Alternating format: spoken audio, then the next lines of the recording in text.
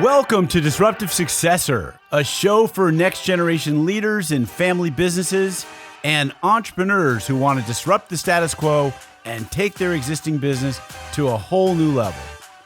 We all know that what got us here isn't going to get us there.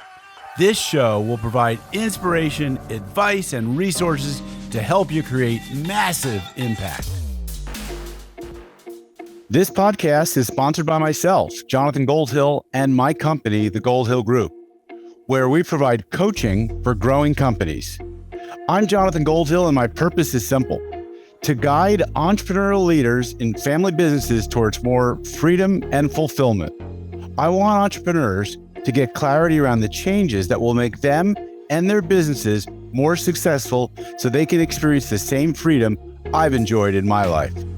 Our proven practices challenge business owners to think differently about their business and how they're running it, and quite literally become game changers in our clients' companies. Learn more at thegoldhillgroup.com website, where you can schedule your free strategy session. Hi, it's Jonathan Goldhill, and welcome back to another episode of the Disruptive Successor Show. My guests today are a Catholic priest and a technology executive turned consultant who authored a best-selling book titled A Single Day of Peace, an inspirational novel revealing 50 principles that can transform your life. Stephen D'Angelo has been a technology executive for over 35 years, leading high-performing global software companies.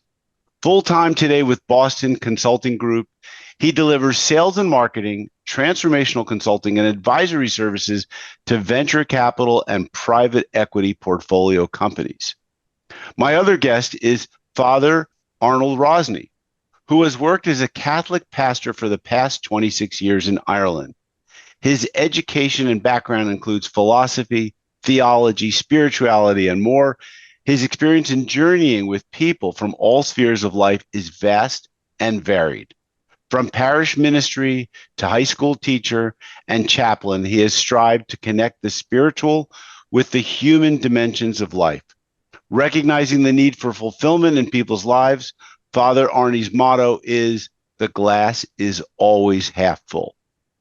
Today, in our podcast, we will explore the difference between successful and fulfilled people from those who are equally successful but aren't fulfilled.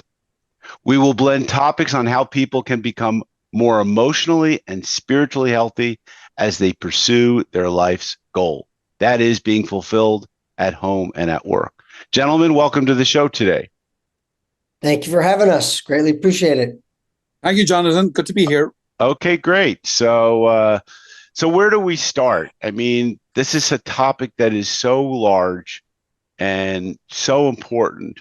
And I'll just start a little bit with when I used to do public workshops as a new emerging business coach, and I would quote from B.C. Forbes, who was Malcolm Forbes' either grandfather or great grandfather, and it was something to the effect of, the business of living isn't about business, but it's about living. And I would then go on to say that, like, we're going to spend the day together or the few hours of this workshop together. We're going to be working on your business goals for the next year. But let's not forget that life's goals are the things that we should develop first, because if we focus on your business goals first, most likely, because you're here in the room as an entrepreneur wanting to grow your business, we will crowd out all of your life's goals because you'll have so many business goals, you won't have time to get to the life's goals. And I think that it's really important to have a balance between the two. And I think that it really should start with, what's our life goal? Because our life is going to last much longer than any of our businesses. So, Stephen, you're shaking your head, you're nodding. Yeah. What's your thoughts on this? I think you summed this up perfectly. And the interesting dynamic of what you're describing that I'm seeing more and more as I work with global companies in my advisory work, more and more CEOs, executive leaders, are creating a dialogue within their leadership team, within their company, that's consistent with what you just described.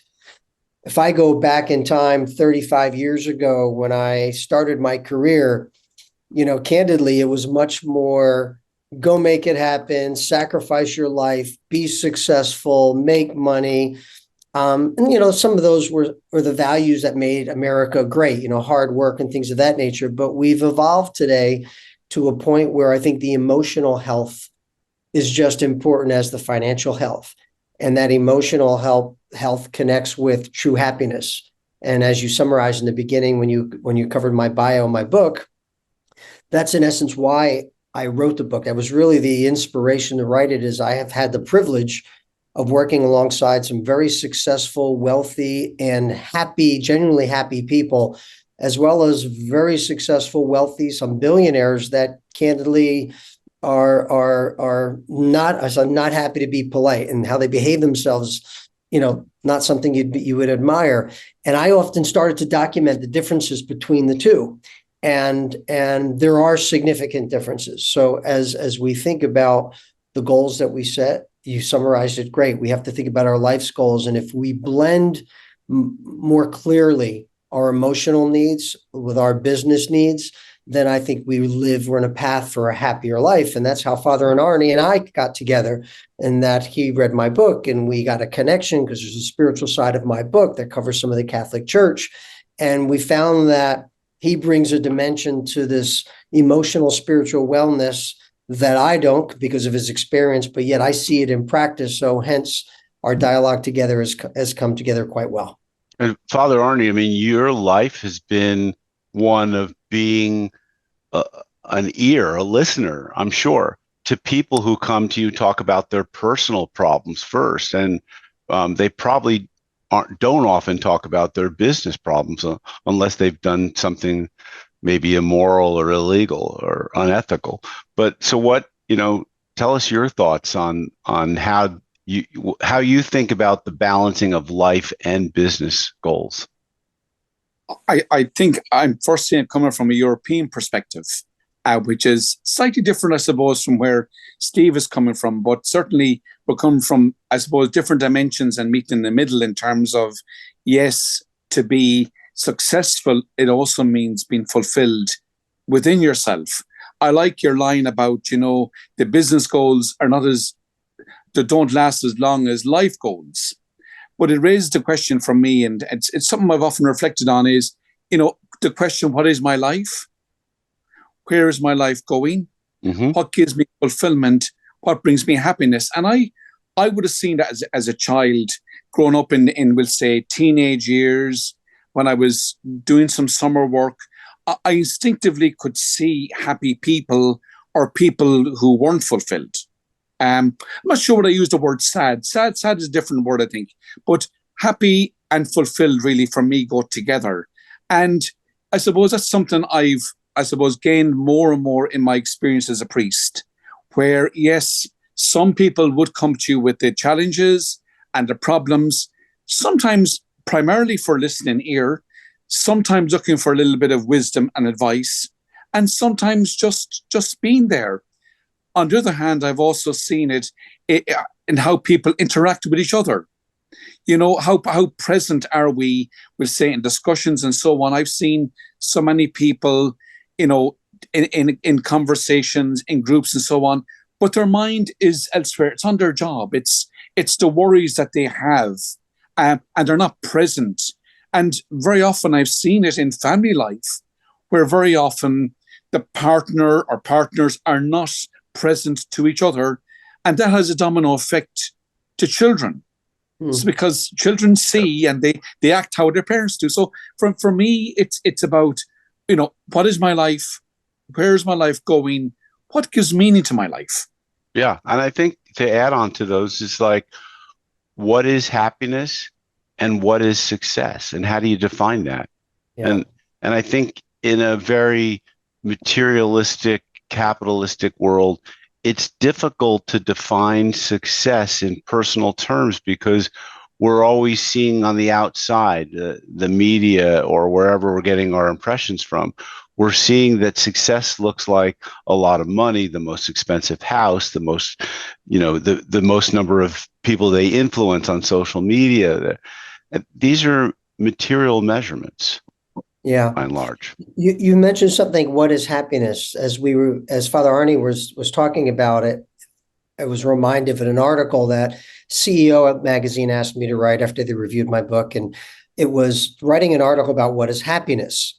And I shared from my perspective, one of the things that I think get in the way of people's happiness is they think that they're only happy if they're always happy. And when Right. they're not happy, it's like, what's wrong with me? So the first thing is life is a journey, and that journey has ups and downs. And you just because you go through an experience where maybe you're not happy with something, or you're feeling frustration, or something in your life went sideways, that doesn't mean you're not a happy person. I think that's the first thing to get more healthy thinking on, because as you said, we have the outside in. We got all the social media, we got the media, and we get this impression that everybody else is always looks so darn happy, right? But in reality, they too have challenges. So I think the Yeah. first step is understanding that we all go through ups and downs. It's a journey. But then I think the word fulfilled that Father Arnie used also, what does fulfill you and what is success to you? I've worked alongside men and women that help run a school for autistic children. It wasn't for them about making money. It wasn't about the physical things that they can buy. It was about contributing their time and their life to making someone else's better. And they're hugely successful and they're hugely fulfilled, right?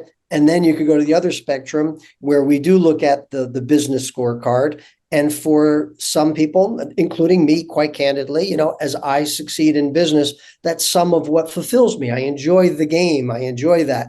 And we all have to find what fulfills us. And I think that's the real important thing. You don't love what you do every minute of every day, but overall, you got to find what really does fulfill you. And by doing those things, you start to have this happiness and you start contributing more to others. Yeah.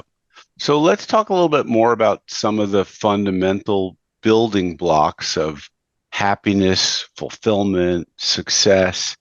Father, I think you probably would be the best to address this question. I mean, when does it start? At what age? Because you've taught young and young adults, young people. Like, how do you start building the habits and behaviors that lead to fulfillment, personal definitions of success, and understanding of these types of concepts?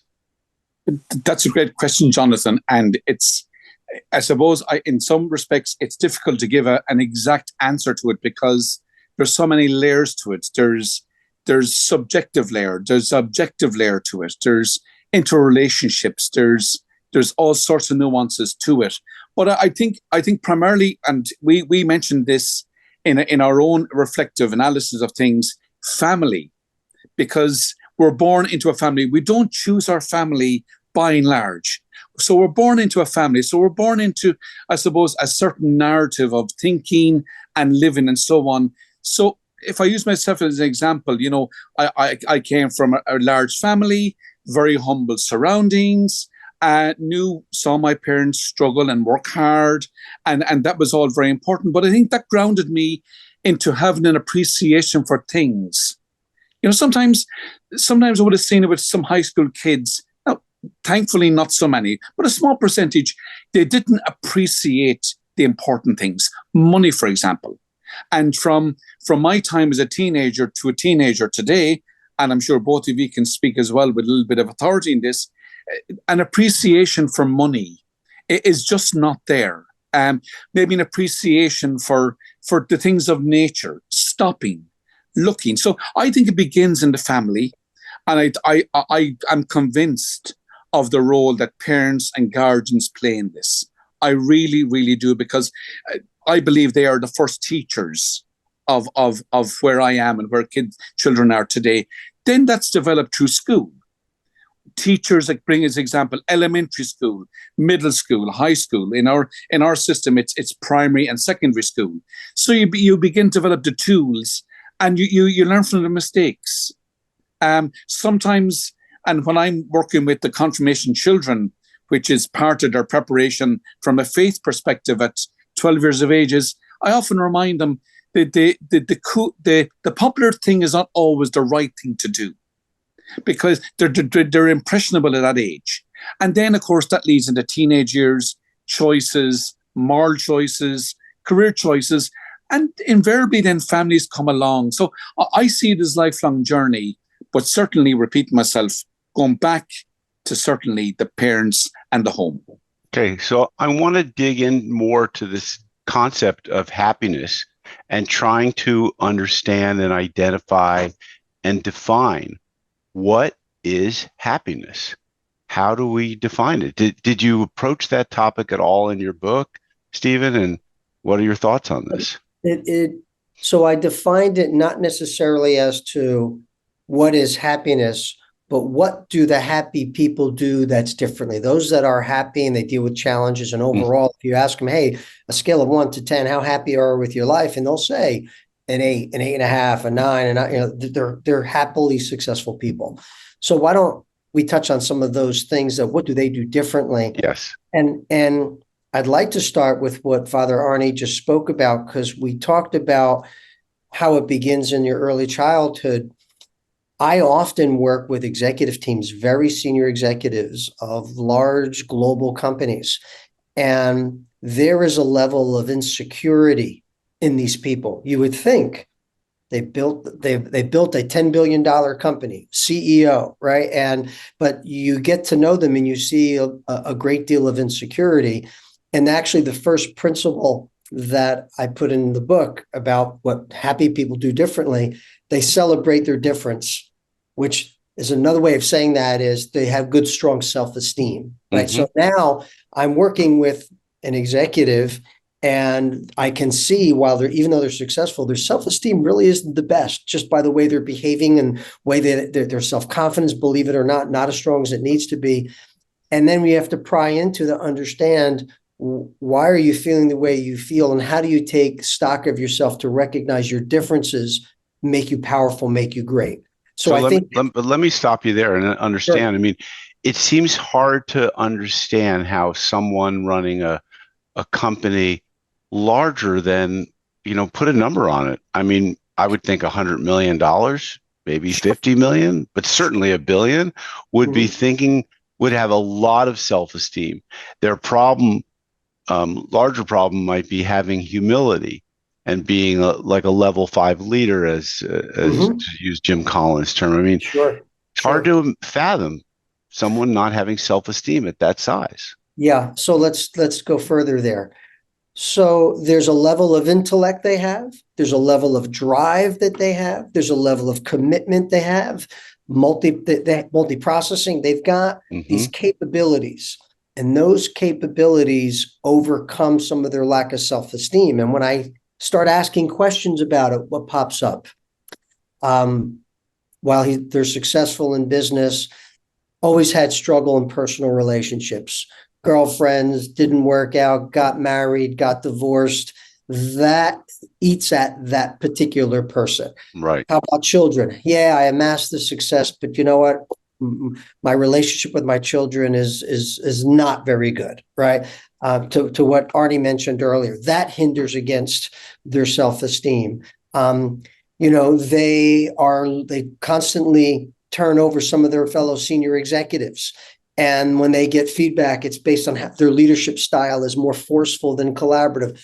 That hurts their self-esteem. Now, of course, they have some level of self-esteem. They built success. But until they address those things, they're not happy, fulfilled with themselves. And getting them there now bridges that gap, and it allows them to start working on other things. Gotcha. Yeah. I'll mention a second one that really was unique to me. I've long time been into meditation, and I've said that has had most positive impact on my life.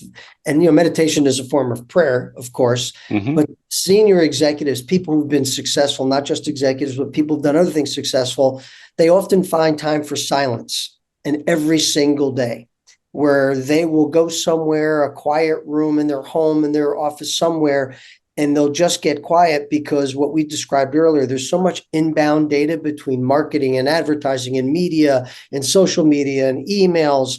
Your brain gets full. The happy, successful people go to a quiet place, meditate or be silent, and they let their thoughts and the voice inside them, or the spirit inside them, or we'll even go as far as saying the God inside them, speak to them. And that helps them with decisions, that helps them with family and personal things, and they seem more grounded. And then that lends them to the next one, which is always trying to find ways to help someone else prosper. I've seen many successful people that candidly do not dedicate their time to help other people have a better life. And others that do, they're so much more fulfilled, because they recognize they're helping someone get to a better place, and overall that helps the world be a better place. So those are some of the things That's great. Good examples and good insight. And I, too, am a spiritual person. I believe in the concepts of meditation. I've used them on and off since college. And I think it's super important. I talk about that. CEOs need to have time out, a place they can go to. Let's just connect this if we can. I don't know there's a connection here. Father, is there a connection to their faith?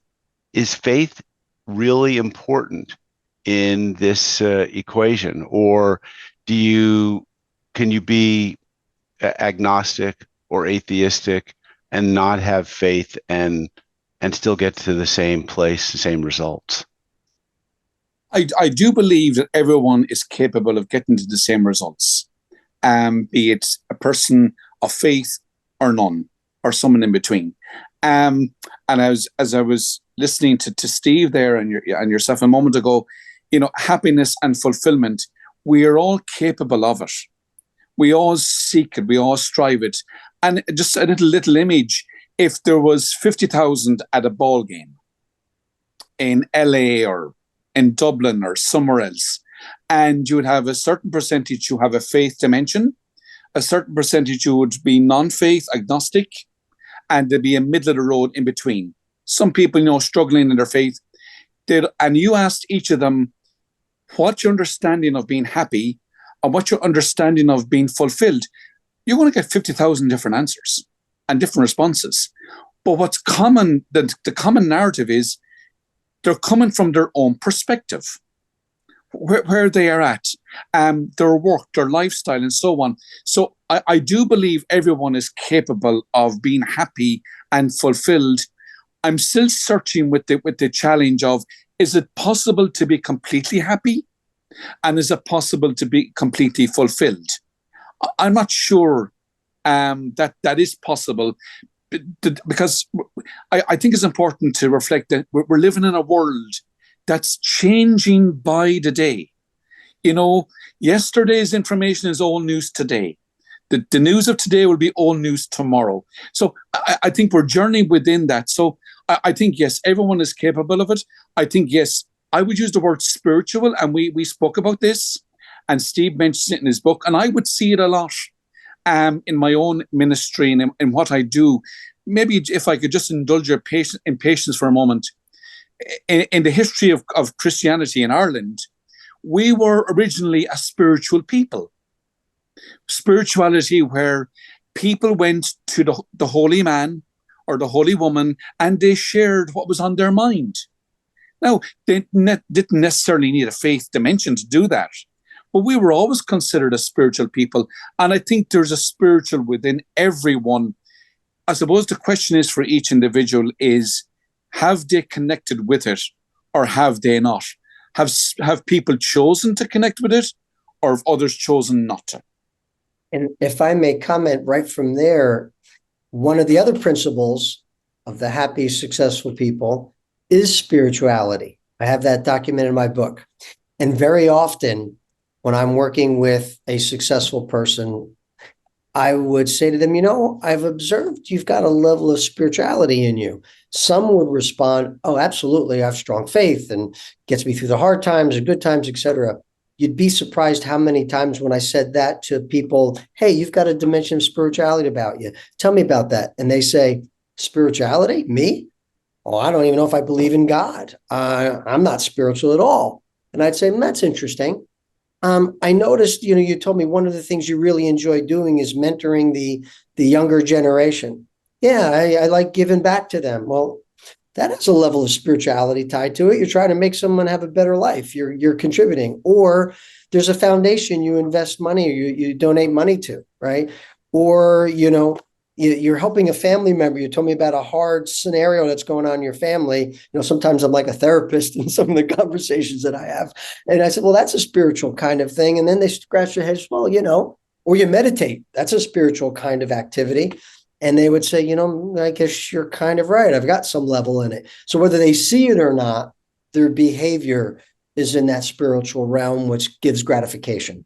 Yeah, interesting. And go ahead, And Father. like what Steve was saying, sometimes when people hear the word spiritual and spirituality, they equate it with God, Right. which is not, it's not true.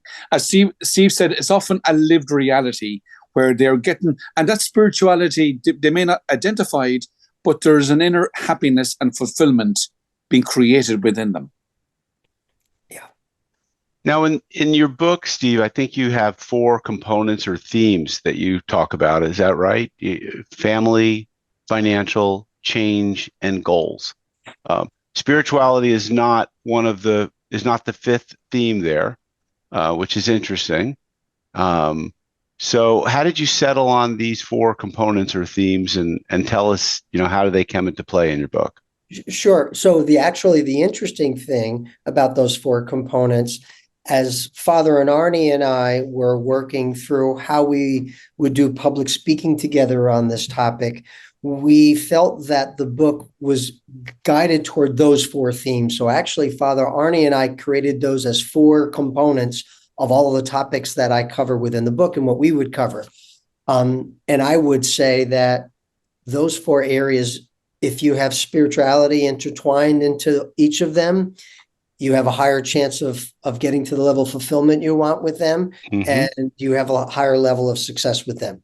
But when you look at why those 4, those really are truly the foundation to really get to that place of happiness, although you're not always happy, right? There's always challenges. But goal setting, let's talk about goal setting, right? Having a worthwhile objective that you're striving toward, you know, is something that we see over and over is what creates, you know, this level of happiness, because I've got something that's very important to me and I am putting the effort in and going after it. That's adding to my self-esteem. I don't even know it, but it is, because I feel purposeful, right? I'm going to do something and achieve it, no matter what it is. It's not just a financial goal, whatever it may be. And then when you achieve it, it's okay. I put the effort in. I had some setbacks. I kept on keeping on, and I've achieved it. Now I'm ready to go on to the next one. And this, you know, I call it divine dissatisfaction, in that you have to appreciate what you have, but it's okay to want the next thing, whatever the next thing may be for you, because you're still pursuing further goals. And then what Father Arnie talked about earlier, the family component, you know, so important. I was with an executive that he built a $2 billion privately held company, right? Privately held company. We had breakfast together in Florida. And as we talked about components that are important to him, the one area he wants to improve upon is family. And through all his success and all his wealth, there are breakages in his family. And without fixing that, he's not going to have that true level of contentment. So we talked a lot about that. So this comes up time and time again. So each of those 4 components really are key, I'll call it building blocks to all of the other principles that I cover. So let me comment on family. I think that family could, or maybe needs to be broadened out to be relationships, because families oftentimes are not family of origin, or it could be adopted family, it could be my extended community, which I feel like is a family. Do you agree with that, first of all? I do, sure. I, Very often sports teams, we're family. Yeah, Right. we're like family. Yeah. They rely Business on teams, each other. They exactly. trust one another. They fight with one another. They resolve issues, conflict resolution with one another. And there's a bond and we're achieving things together. Yeah. Yeah. Now, and yeah, I think, yeah, if there's not interconnectedness and connection within family, be it nuclear family, be it adopted family, be it whatever the case may be, you're an island. You're on right, your own. right, exactly. And there's been interesting studies done. You probably are familiar with the studies of octogenarians, right? Or centenarians, whatever it's called, the ones who live past 100 years old there, and they live in what they call blue zones. And it seems as though one of the core ingredients is that they're connected through a community. I mean, of course, they have purpose, which I think is really important, and they have activities and hobbies and interests, and maybe live an outdoor lifestyle to some degree, right? So they're getting exercise. But interesting that the connectedness is what keeps them alive ultimately. I want to talk about goals, though. So, so as a business coach for many years, goal setting always has an acronym attached to it called SMART, which I'm sure you're familiar with, right? Specific, measurable, attainable, relevant, time bound, however you acronymize those words, or that, but I think that this is an area that personally I've been challenged by, because when I set goals, and I think this is human nature, and then you don't achieve those goals because they're outcome driven goals, and they could be around like profit or revenue or metrics like this, and then you don't achieve them, and you don't achieve them time after time, you start to say, well, that goal setting thing is kind of worthless. And then you think, well, maybe I need to set maybe shorter term, like goals should be operational, they're very short term, and then they're more achievable. But what we're talking about, which has a spiritual realm to it, is that goals are more of maybe like a proximate objective, like a target, like they're not so specific, they're not so measurable. And I'll give you an example. I'd like to have a happier home life, or I'd like to have I'd like things to be happier in my family.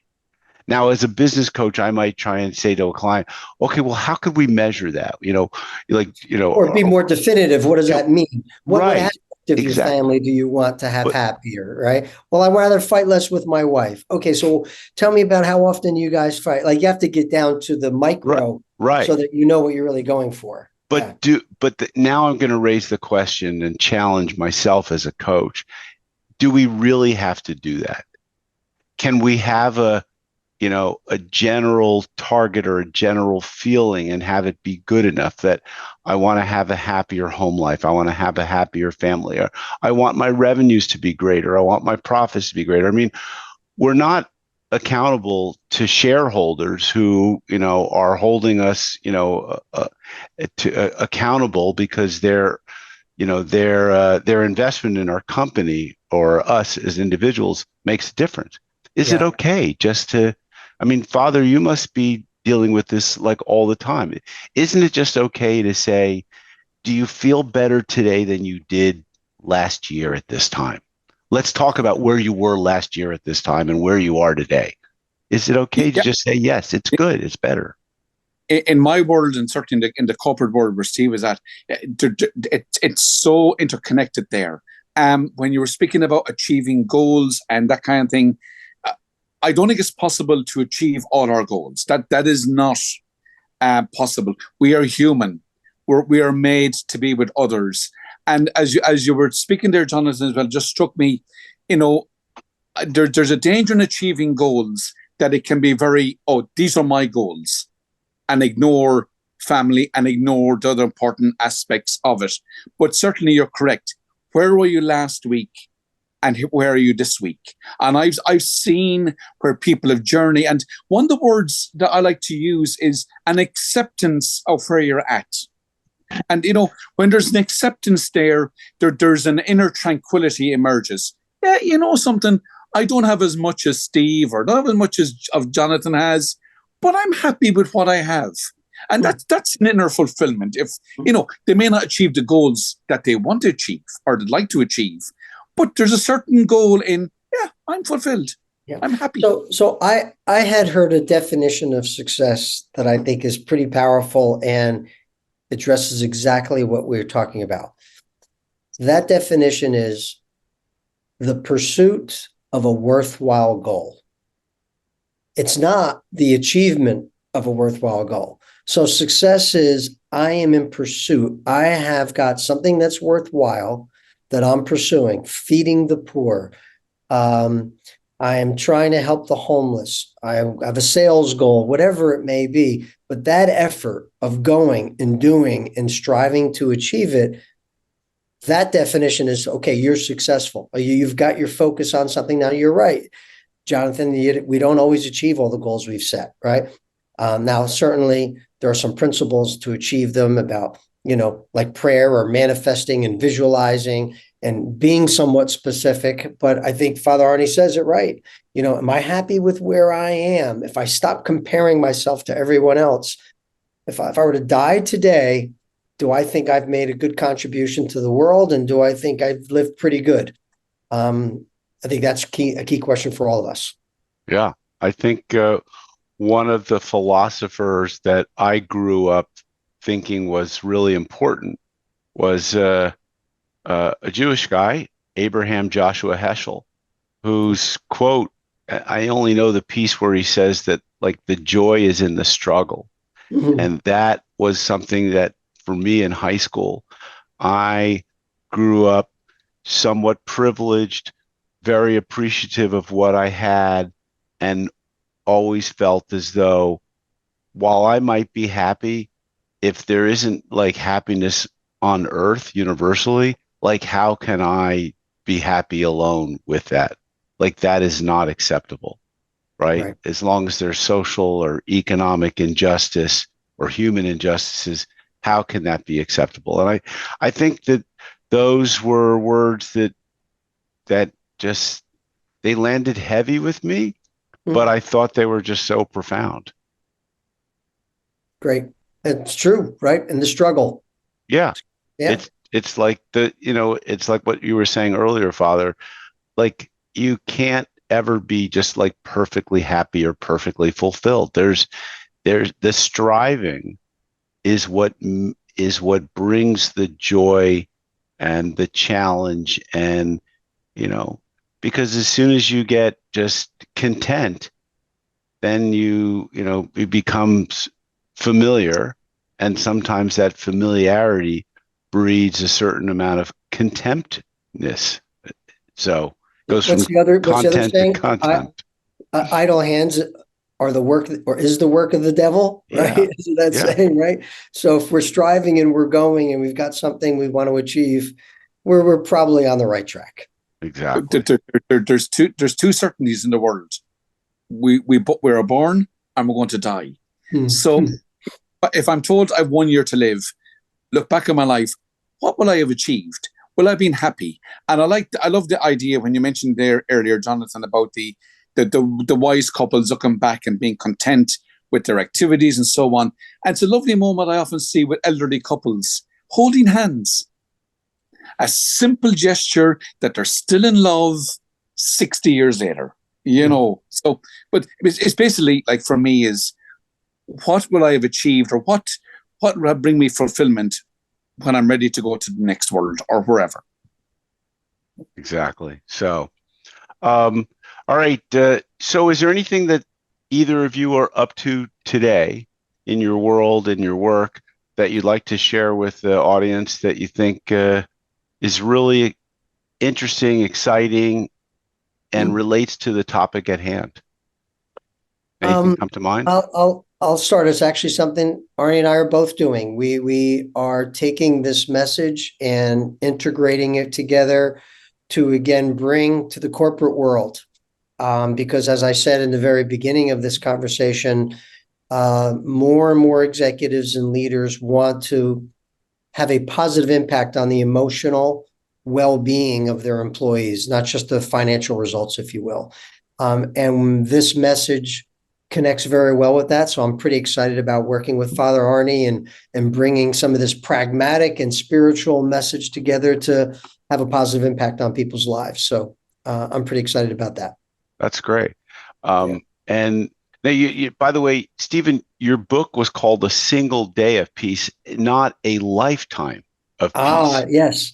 Tell and us. it's funny. I'll tell you, but a quick joke. Very often in my consulting, the CEOs will go and do some background check on you, of course, right? And they see they authored a book and they see the name of it. And I can't tell you how many times an executive said to me, listen, as we're starting this project, I see you wrote this book, A Single Day of Peace. If you could just give me a single day of peace, it'll be worthwhile, right? Based on the life that they live. But the reason why I titled it A Single Day of Peace, because a lifetime of peace happens one day at a time. Gotcha. So if I can give you a single day of peace today and another one tomorrow, that's where the journey's at. So hence why I titled it that. And there's a lot of that theme throughout the book. Great. Father Arnie, Stephen, been a pleasure to have you on the show today.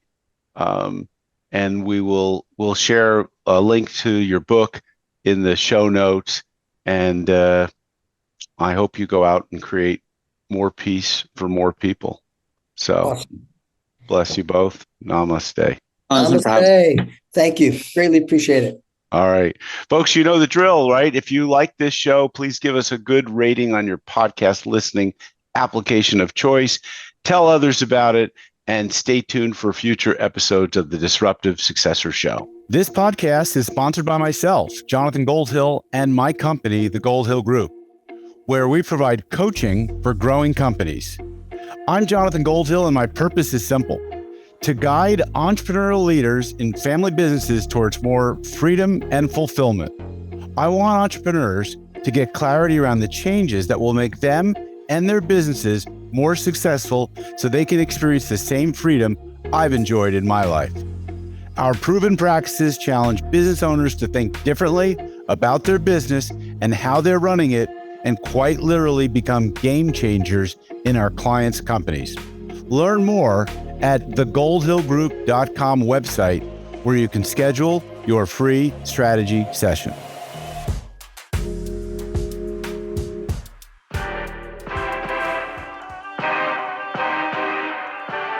Thank you for joining us on the Disruptive Successor podcast. If you enjoyed today's episode, please subscribe, review, and share with a friend who would benefit from the message. If you're interested in picking up a copy of my book, Disruptive Successor, go to disruptivesuccessor.com.